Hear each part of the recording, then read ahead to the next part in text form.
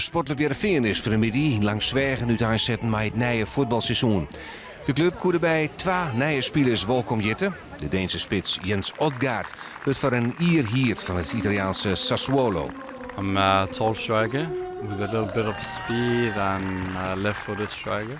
Yeah, I came to Heerenveen because I know Holland is a good stage for young players to get the opportunity to play, and for me try to score goals and help the club as much as possible. So for me I think it's a really good fit. Middenvelder Hicham Faik komt oer van het Belgische Zulte Waregem. Hij speelde eerder bij onder andere Excelsior en Rode JC en tekent het nou voor 3 jaar in het Abelenster stadion. Ik ken de club, ik heb een paar keer tegen ze gespeeld.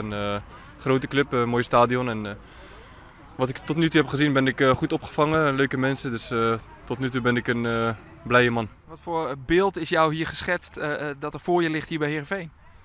Ja goed, wat ik een beetje hoor is dat het vorig seizoen wat minder was. En, ik heb een gesprek gehad met de trainer en die wil weer goed aanvallend voetbal spelen en het publiek vermaken. Dan aan ons de taak om dat te doen en te proberen. Heerenveen bleef actief op het transfermerk. De Veensters willen in elk geval nog een middenvelder en een spitsherrie. Het is niet zo dat we zeggen van er gaat eerst een linksbuiten weg en dan komt er één voor terug. En dus we zitten vooral op meerdere borden te schaken. En wat ik gisteren ook tegen je collega zei, van je kunt niet altijd open zijn, want soms zit je in fases dat je zegt van nou daar en dan kan het zeg maar een overeenkomst beschadigen. Dan is er nog de vraag hoe het met Michel Flap komt. Wat is de status momenteel? En niet, dus rustig. Dus kijk, we weten Anderlecht en wil, dat is geen geheim meer. En daar zijn al zoveel mensen die ervan gezegd hebben. Dus nee, dat is afwachten. Ik had redelijk veel mijn telefoon uitstaan, dus ik denk dat het ook moet als je op vakantie bent.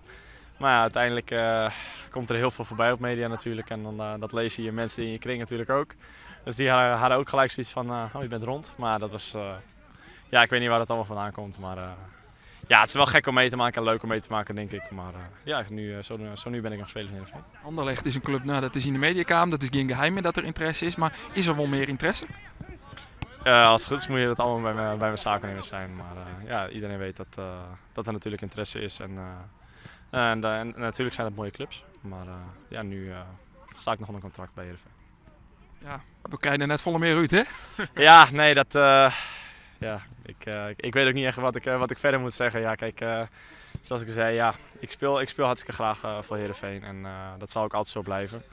Alleen, ja, we kijken waar mijn toekomst ligt. Het is tot augustus is het allemaal open en zo niet, dan zal ik me opmaken voor een jaar weer te Vlamingen.